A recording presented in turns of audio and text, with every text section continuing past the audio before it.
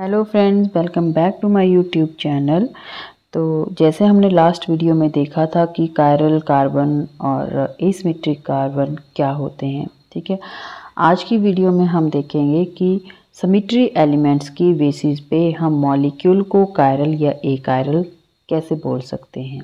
ठीक है, तो पहले हमें पता होना चाहिए कि सिमेट्री एलिमेंट्स क्या क्या हैं। ठीक है, तो सिमेट्री एलिमेंट्स मतलब कि ऐसी चीज़ें जो मॉलिक्यूल को सिमेट्रिक बनाती हों, उसमें किसी तरह से भी सिमेट्री आती हो तो उनको हम बोल देते हैं सिमेट्रिक एलिमेंट। ठीक है, ये क्या क्या हो सकते हैं। ये एक्सिस ऑफ सिमेट्री हो सकती है जिसको कि हम रिप्रेजेंट करते हैं CN से। ये प्लेन ऑफ सिमेट्री हो सकता है जिसको हम रिप्रेजेंट करते हैं सिग्मा से, और इसको शॉर्ट फॉर्म में लिख देते हैं POS। ठीक है, ये सेंटर ऑफ सिमेट्री हो सकते हैं जिसको कि हम CI से रिप्रेजेंट करते हैं। क्योंकि इसको हम सेंटर ऑफ इन्वर्जन भी बोलते हैं।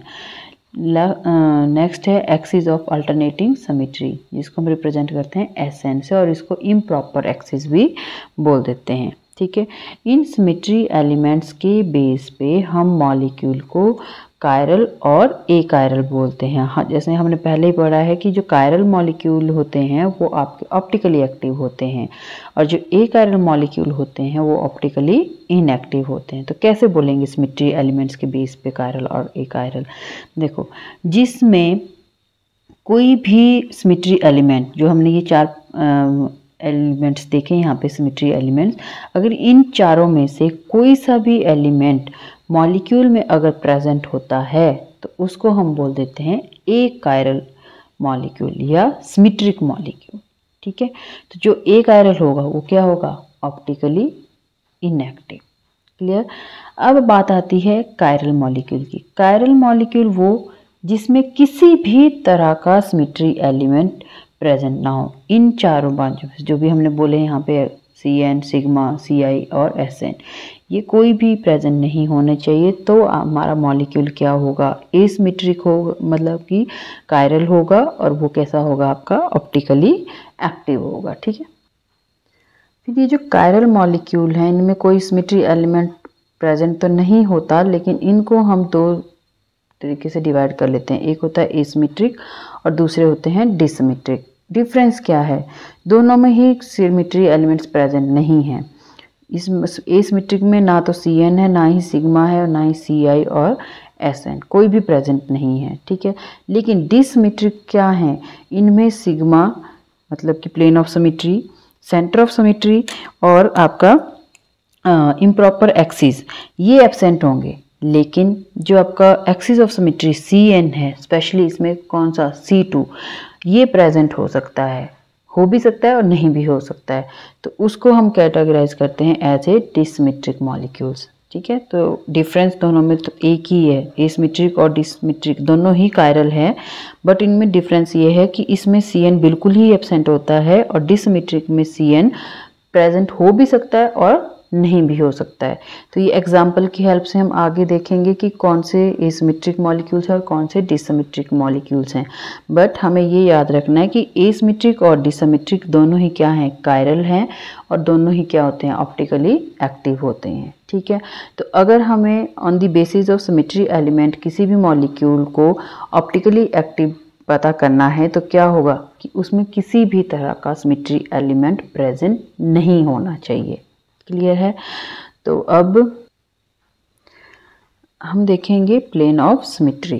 ठीक है, डिटेल में कि क्या होती है plane of symmetry. Plane of symmetry को हम मिरर प्लेन भी बोलते हैं या फिर सिग्मा प्लेन भी बोल देते हैं। तो क्या है ये एक इमेजिनरी प्लेन है। ठीक है, एक इमेजिनरी प्लेन है जो हमारे मॉलिक्यूल को दो इक्वल हाफ्स में डिवाइड कर देता है। अगर मैं इसको एक मॉलिक्यूल की तरह या इस सर्कल मान लीजिए, अगर मैं इसको यहाँ से डिवाइड करूँ या प्लेन लगा दूँ यहाँ पे, तो क्या हो रहा है, ये इक्वल 2 हाफ्स में डिवाइड हो जाता है, और ये दोनों इक्वल हाफ्स क्या है, एक दूसरे की मिरर इमेज है। ठीक है, जैसे कि आपका अगर ये लेफ्ट साइड है तो ये क्या हो जाएगी, आपकी राइट साइड। ठीक है, तो कोई भी इसी तरह से, मतलब जैसे कि यहाँ पे इसने डिवाइड किया है ना इस सर्कल को 2 इक्वल हाफ्स में, इसी तरह से अगर प्लेन जो है मॉलिक्यूल को 2 इक्वल हाफ्स में डिवाइड कर देता है तो हम बोलेंगे कि उस मॉलिक्यूल में क्या है, प्लेन ऑफ सिमेट्री प्रेजेंट है या उसमें मिरर प्लेन है, ठीक है। तो एक हाफ जो है दूसरे हाफ को रिफ्लेक्ट करता है वहाँ पे। फॉर एग्जांपल के लिए अगर हम इस मॉलिक्यूल को देखते हैं, इस मॉलिक्यूल में देखो यहाँ पे ये कार्बन ये है, दूसरी कार्बन ये है। इस कार्बन पे एटम जो लगे हैं आपके, यहाँ पे COOH है, यहाँ पे OH है, H, ठीक है। सिमिलरली इस वाले पार्ट में भी क्या है, एक OH, H, COOH। तो अगर मैं इस मॉलिक्यूल को यहाँ बिल्कुल सेंटर से कट करती हूँ या यहाँ पे मैं कोई प्लेन लगा देती हूँ, तो ये क्या हो रहा है, ये वाला हाफ एग्जैक्टली इस हाफ की मिरर इमेज है, ठीक है ना। जैसे ये OH है, ये OH को रिफ्लेक्ट कर रहा है, ये H है, ये H को रिफ्लेक्ट कर रहा है, और ये COOH है, ये COOH को रिफ्लेक्ट कर रहा है, ठीक है। तो ये हो गया हमारा प्लेन ऑफ सिमेट्री इस पर्टिकुलर मॉलिक्यूल में, जो कि है हमारा मेसो टार्टेरिक एसिड। तो अब देखो इस मॉलिक्यूल में क्या है, प्लेन ऑफ सिमेट्री आ गई, मतलब ये मॉलिक्यूल कैसा हो गया, सिमेट्रिक हो गया। अगर ये सिमेट्रिक है तो ये कैसा होगा, एक आयरल होगा, और अगर ये एक आयरल है तो कैसा होगा, ऑप्टिकली इनएक्टिव होगा। तो इनडायरेक्टली अगर हमें किसी भी मॉलिक्यूल में सिमेट्री एलिमेंट के बारे में पता चल जाता है, अगर वो सिमेट्री एलिमेंट प्रेजेंट हैं तो मॉलिक्यूल आपका इनएक्टिव होगा ऑप्टिकली, और अगर सिमेट्री एलिमेंट प्रेजेंट नहीं है तो मॉलिक्यूल ऑप्टिकली एक्टिव होगा, ठीक है। फॉर एग्जांपल कि ये वाला मॉलिक्यूल देख लेते हैं। अब इस दो कार्बन्स हैं, इस पे आपका OH और H, ये तो यहाँ पे भी रिफ्लेक्ट कर रहे हैं OH और H को, ठीक है। बट इसके साथ जो ये यहाँ पे COOH लगा हुआ है और यहाँ पे क्या लगा है, CH2OH। इट मीन कि इस मॉलिक्यूल में यहाँ पे किसी भी तरह का प्लेन नहीं है, कोई भी ऐसी लाइन या कोई भी ऐसा प्लेन नहीं है जो इस मॉलिक्यूल को 2 इक्वल हाफ्स में डिवाइड कर सके, ठीक है। तो इसको हम क्या बोल देते हैं कि ये कैसा है, एसिमेट्रिक मॉलिक्यूल है। और ये क्या होगा फिर, कायरल मॉलिक्यूल होगा। कायरल मॉलिक्यूल होने के बाद ये कैसा होगा, ऑप्टिकली आपका एक्टिव मॉलिक्यूल होगा। क्लियर।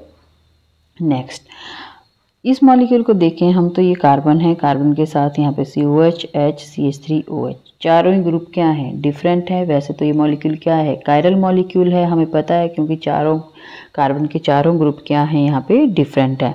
पर ऑन द बेसिस ऑफ अगर हमने सिमेट्री, प्लेन ऑफ सिमेट्री की बेस पे देखना हो, तो हमें यहाँ पे किसी भी तरह का जो है प्लेन नहीं दिख रहा है।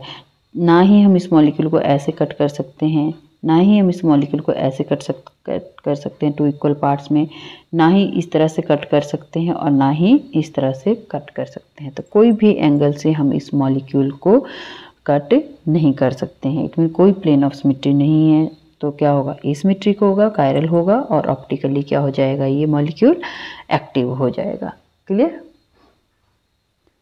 नेक्स्ट है सेंटर ऑफ सिमेट्री।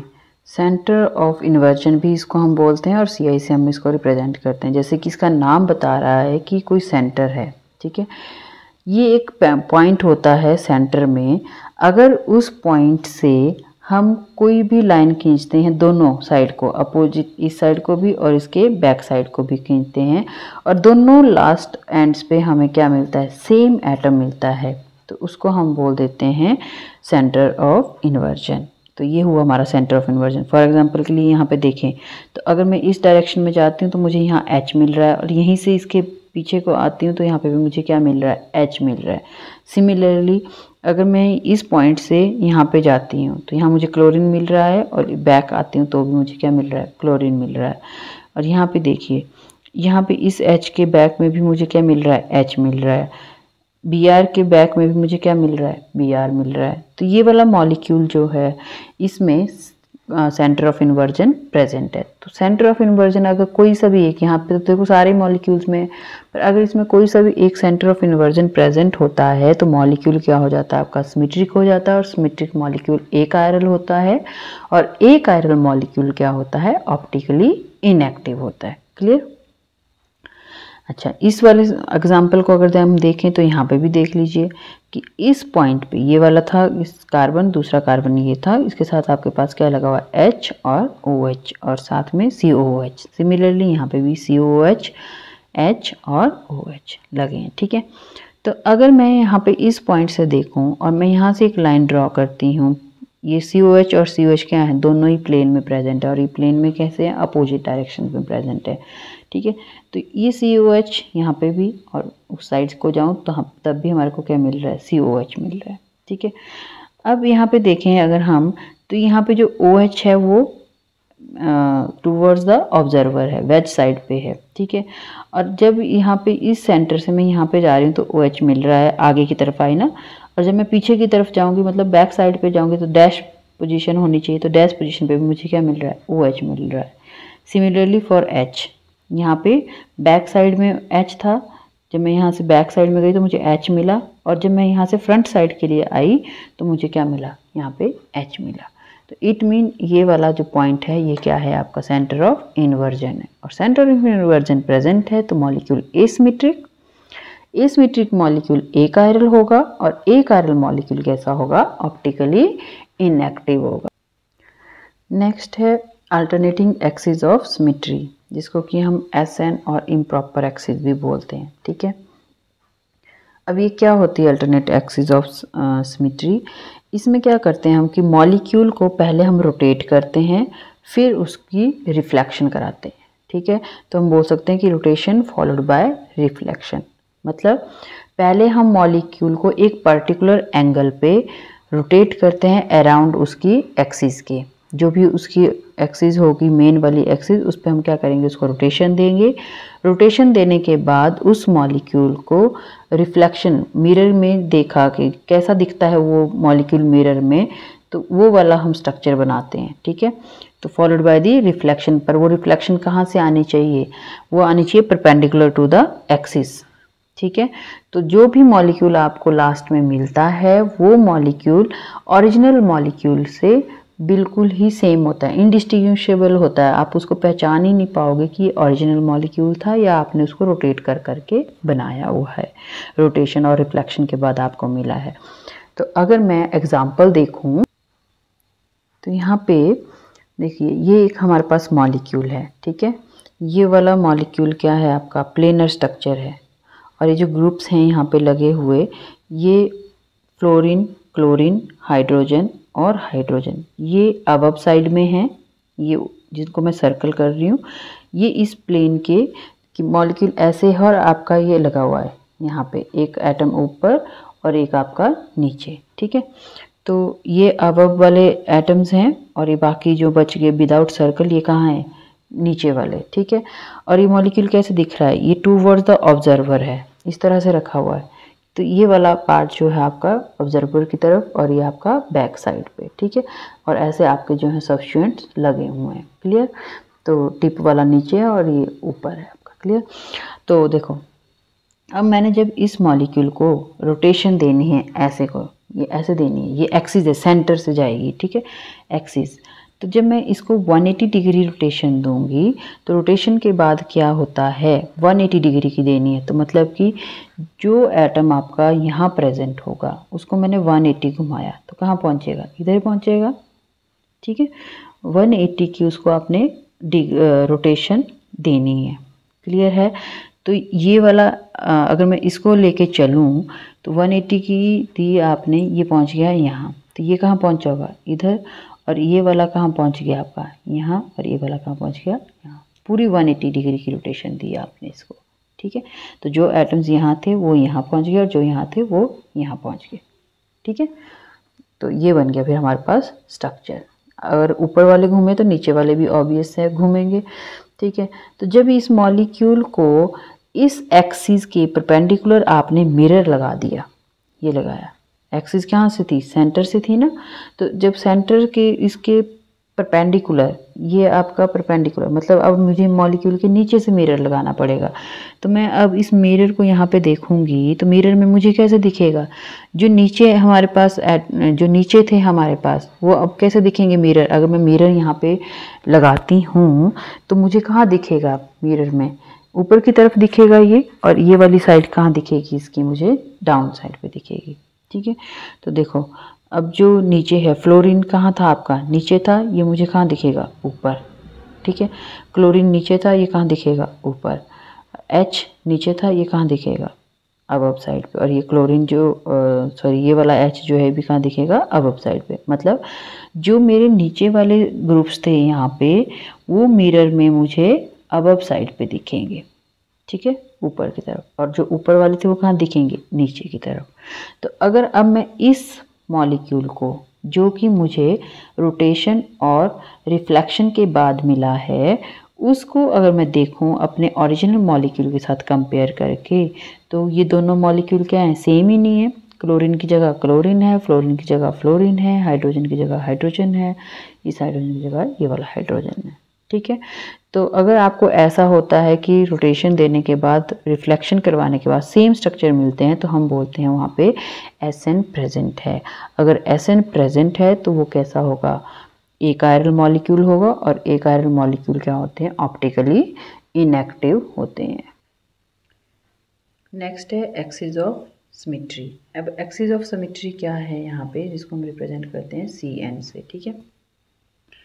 क्या होती है ये, एक एक्सिस होती है मॉलिक्यूल के अंदर। अगर उस एक्सिस के अराउंड हम मॉलिक्यूल को रोटेट कर देते हैं, ठीक है, किसी सर्टन एंगल पे, तो जो हमें बाद में स्ट्रक्चर मिलता है वो कैसा स्ट्रक्चर मिलता है, इनडिस्टिंग्विशेबल स्ट्रक्चर। मतलब कि उसको हम आइडेंटिफाई नहीं कर पाते हैं ओरिजिनल मॉलिक्यूल से। तो उस एक्सिस को हम क्या बोल देते हैं, उसको बोलते हैं हम axis of symmetry. For example के लिए वाटर के लिए यहाँ पे क्या लिखी है, C2, ठीक है। अब देखो CN से यहाँ पे क्या रिप्रेजेंट किया है, CN, तो ये N क्या है यहाँ पे, ये N होता है 360 degree divided by theta. Theta क्या है, एंगल ऑफ रोटेशन, कि आपने मॉलिक्यूल को किस एंगल पे रोटेट किया है, उससे हम अगर 360 को डिवाइड कर दें तो N की वैल्यू हमें मिल जाती है। अब मैं इस मॉलिक्यूल को आपको मॉडल की हेल्प से समझाती हूँ। अगर हमारे पास ये वाला मॉलिक्यूल है, ये कंसीडर कर लीजिए कि ये पर्पल जो है आपका ऑक्सीजन है, और ये दो जो हैं आपके पास हाइड्रोजन्स हैं।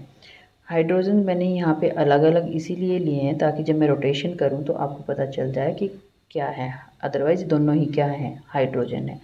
अब देखिए इस मॉलिक्यूल को अगर मैं 180 डिग्री की रोटेशन देती हूँ, 180 डिग्री की मतलब पूरा रोटेट हो जाएगा, ठीक है। तो मैंने 180 की रोटेशन दी, ये देखिए, ठीक है। तो मुझे क्या स्ट्रक्चर मिला, ये वाला स्ट्रक्चर, जो ब्लू बॉल यहाँ पे थी पहले, अब वो यहाँ पे आ गई है, ठीक है, और पिंक इधर चली गई। तो एक रोटेशन दी मैंने अभी कितने की, 180 डिग्री की रोटेशन दी, लेकिन मुझे दोनों जगह पे क्या मिल रहे हैं, HH मिल रहे हैं, ठीक है। अगर मैं इसमें एक बार और रोटेशन दे देती हूँ, ये देखिए एक बारी और रोटेशन दे दी 180 डिग्री की, तो मुझे क्या मिले, सेम स्ट्रक्चर मिल गया जो मेरे पास फर्स्ट स्ट्रक्चर था, ठीक है। तो मैंने क्या किया कि इस मॉलिक्यूल को दो बारी जो है 180 डिग्री की रोटेशन दी, तो मुझे क्या मिल रहा है, एग्जैक्टली सेम स्ट्रक्चर मिल रहा है। और जब मैंने सिंगल 180 डिग्री की रोटेशन दी थी तो मुझे क्या मिल रहा था, इनडिस्टिंग्विशेबल स्ट्रक्चर। कोई हाइड्रोजन तो हाइड्रोजन ही रहेगा ना, कलर से उसको कोई फ़र्क नहीं पड़ेगा। कलर से सिर्फ हम समझने के लिए कर रहे हैं कि कितने की रोटेशन दी। ये देखिए फर्स्ट रोटेशन दी, पर रहा तो वाटर मॉलिक्यूल ना, वो ये है और HH ये है, ठीक है। बिल्कुल सेम करना है तो मैं इसको एक और रोटेशन देती हूँ, ये देखिए, ठीक है। तो इस तरह से हम यहाँ पे एक्सिस ऑफ सिमेट्री निकालते हैं। तो आपके पास कितने की दी थी आपने, कि जब आपको फर्स्ट इंडिस्टिंग्विशेबल स्ट्रक्चर मिला था 180 डिग्री की रोटेशन दी थी ना, तो 180 डिग्री को जब आप 360 को 180 से डिवाइड करो तो आपको क्या मिल रहा है, N 2 मिल रहा है, ठीक है। या फिर आप ऐसे बोल सकते हो कि मैंने दो बारी इस मॉलिक्यूल को घुमाया है इसलिए मुझे एग्जैक्टली सेम स्ट्रक्चर मिला है। तो आप ऐसे भी लिख सकते हो कि थीटा निकाल दिया, इसको थीटा की वैल्यू निकालनी है कि थीटा कितना आया हो, कितना घुमाया होगा मैंने उसको, तो theta is equal to 360 divide by N। तो मैंने दो बारी घुमाया था उसको, तो आप ऐसे भी कर सकते हो। किसी तरह से भी आप यहाँ पे एक्सिस CN की जो ये वैल्यू है यहाँ पे निकाल सकते हो कि यहाँ पे C2 आएगा, C3 आएगा, क्या आएगा, ठीक है। आपको एग्जैक्टली सेम मॉलिक्यूल जो है वो 180 डिग्री घुमाने पर भी मिल रहा है। तो आप यहाँ पे क्या करोगे, थीटा की जगह पे 180 की वैल्यू पुट करोगे और N की वैल्यू आपको आ जाएगी 2, तो आपकी एक्सिस क्या बन गई, C2, ठीक है। फॉर एग्जांपल अब मैं अगर इसमें ये CHCl3 का स्ट्रक्चर ले लेती हूँ, ठीक है। ये आपका कैसा होता है, टेट्राहेड्रल स्ट्रक्चर। सिमिलरली अगर मैं इस एग्जांपल में देखूं तो ये देखिए, ये आपका कार्बन और ये आपका हाइड्रोजन, ठीक है, और ये तीनों क्या हैं आपके Cl Cl Cl, ठीक है।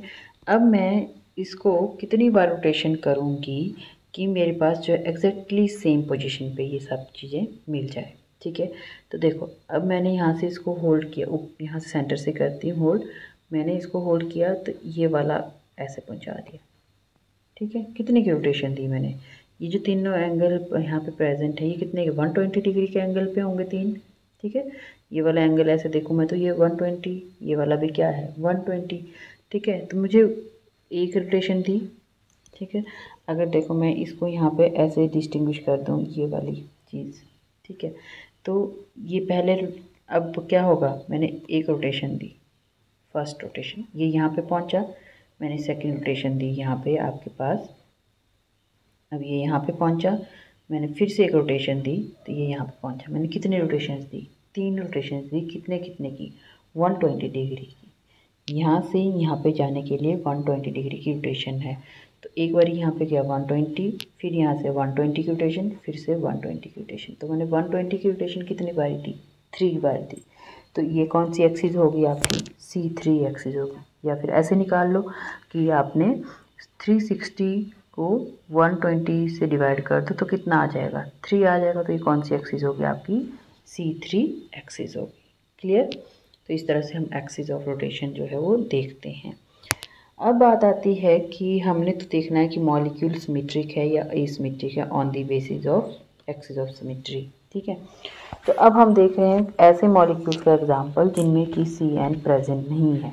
Cn कोई भी C2 हो, C3, C4, किसी भी तरह की कोई भी जो Cn है वो प्रेजेंट नहीं है। फॉर एग्जांपल के लिए अगर मैं इस मॉलिक्यूल को देखूं, ठीक है, ये वाला मॉलिक्यूल, तो अगर आप इस मॉलिक्यूल को किसी भी तरह से रोटेट करते हो किसी भी पर्टिकुलर एंगल पे, मान लो कि मैं ये वाला सेंटर रखा, एक्सिस ऑफ सिमेट्री कैसी है ऐसे, तो मैं अगर इस मॉलिक्यूल के सेंटर से इसको घुमाती हूँ 180 डिग्री तो क्या होगा, ये COH ऊपर पहुँच जाएगा और CHO नीचे, ठीक है।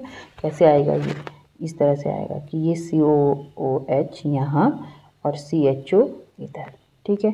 तो साथ में क्या होगा फिर आपके पास, ये जो F है ये कहाँ पहुँच गया 180 डिग्री करने पर, यहाँ, और ये जो आपका H है ये कहाँ पहुँच गया, इधर, ठीक है। सिमिलरली Br यहाँ पे चला गया और OH आपका इधर आ गया, ठीक है। बट क्या ये स्ट्रक्चर इसके जैसा है, नहीं, ठीक है। वहाँ पे जब हम वाटर और क्लोरोफॉर्म में देख रहे थे तो चाहे हम एक ही रोटेशन दे रहे थे पर आपका HH दोनों जो थे आपके प्रेजेंट थे, ठीक है। 180 डिग्री की रोटेशन देने पर भी मुझे वाटर के HH दोनों मिल रहे थे और यहाँ पे भी Cl Cl मिल रहे थे। बट इस केस में तो क्या स्ट्रक्चर बिल्कुल ही डिफरेंट हो गया अगर मैं 180 डिग्री की रोटेशन देती हूँ, ठीक है। तो हम बोल सकते हैं कि यहाँ पे किसी भी तरह का Cn प्रेजेंट नहीं है। सिमिलरली इस मॉलिक्यूल में अगर हम देखते हैं तो यहाँ पे भी जैसे अगर मैं ये एग्जांपल ले लेती हूँ कि मैंने क्या किया, यहाँ पे एक जो है आपका स्ट्रक्चर मैं भी इसको बना देती हूँ, देख लेते हैं क्या होगा, ठीक है। तो स्ट्रक्चर में अगर हमारे पास चारों एटम्स जो हैं वो डिफरेंट हैं, फॉर एग्जांपल के लिए ये वाला मॉलिक्यूल देखिए ये डिफरेंट है ना, इसमें सारे ही जो ग्रुप्स हैं आपके क्या है, डिफरेंट हैं। अब मैंने क्या किया, इस मॉलिक्यूल को मैंने 120 की रोटेशन दी तो क्या ये हम मुझे सेम स्ट्रक्चर मिला, नहीं। फिर से देख लो मुझे सेम स्ट्रक्चर नहीं मिला, ठीक है। ये वाली रोटेशन पे दिया तो ये तो 360 डिग्री हुआ ना, पूरी रोटेशन दे दी मैंने, 3 बार मैंने 120 की दे के कितनी हुई टोटल 360 की रोटेशन। तो 360 की रोटेशन देने के बाद मुझे सेम मॉलिक्यूल मिल रहा है, तो इट मीन यहाँ पे जो n की वैल्यू आएगी तो 360 डिवाइड बाई 360 आएगी, तो C1 हुई, और C1 कुछ भी नहीं होती है, इट इज़ आइडेंटिकल, ठीक है। इसको हम E से रिप्रेजेंट करते हैं, E लिखते हैं उसको हम, ठीक है। वो डिटेल्स ग्रुप थ्योरी में ज़्यादा पढ़ाऊँगी और वहाँ पे बताएंगे, ठीक है। तो इस तरह से आप बोल सकते हैं कि इस पर्टिकुलर मॉलिक्यूल में, जिसमें कि चारों ग्रुप्स डिफरेंट है, इसमें भी किसी तरह की CN ग्रुप प्रेजेंट नहीं होती है। तो इन दोनों मॉलिक्यूल्स में ना तो आपके पास देख लो कोई प्लेन ऑफ सिमेट्री भी नहीं है, डिवाइड कर लो चाहे मॉलिक्यूल के बीच से, नहीं है ना प्लेन ऑफ सिमेट्री। इसमें भी किसी तरह की प्लेन ऑफ सिमेट्री नहीं है, चाहे आप मॉलिक्यूल को ऐसे को काटो, मतलब कि ये काटो, ठीक है, तो ये दोनों भी क्या है, डिफरेंट है। चाहे मॉलिक्यूल को आप ऐसे काटो तो ये दोनों भी क्या है, डिफरेंट है। चाहे आप फिर मॉलिक्यूल को इस तरह से काटो तो ये पिंक और ब्लू भी आपस में रिफ्लेक्ट नहीं करते हैं, ठीक है। तो ना POS है, ना SN है, ना ही आपकी CI और ना ही आपका CN है, ठीक है। मेन बात है CN की। तो कोई भी आइटम प्रेजेंट नहीं है तो हम बोल देंगे कि मॉलिक्यूल क्या है, कायरल है और ऑप्टिकली एक्टिव है, ठीक है। बट इन मॉलिक्यूल्स को जिसमें कि CN भी नहीं है उसको हम बोलते हैं एसिमेट्रिक। ये टोटली जो है वो एसिमेट्रिक मॉलिक्यूल है, किसी भी तरह की सिमेट्री यहाँ पे प्रेजेंट नहीं है, ठीक है। तो ये एसिमेट्रिक मॉलिक्यूल्स आपके हैं। नेक्स्ट एग्जांपल है ऐसे मॉलिक्यूल का जिसमें कि क्या है, CN प्रेजेंट है। फॉर एग्जांपल के लिए ये मॉलिक्यूल ले लिया हमने, ये है क्या, टार्टरिक एसिड है। दोनों कायरल कार्बन है यहाँ पे प्रेजेंट, ठीक है। अब देखें कि C2 कैसे प्रेजेंट है यहाँ पे, ओके।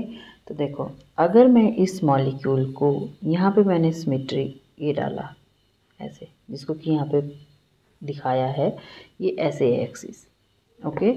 इस एक्सिस को आपने क्या किया, मतलब अब यहाँ इस एक्सिस के अराउंड आपने मॉलिक्यूल को घुमा दिया, ओके। मॉलिक्यूल को घुमाया, ये तो ऐसे रख लो कि यहाँ पे से मैंने ऐसे किया कि ये आपकी एक्सिस है, परपेंडिकुलर होती है ये मॉलिक्यूल की, तो ये ऐसे घुमाया अपने मॉलिक्यूल को तो इस तरह से हो जाएगा, ठीक है।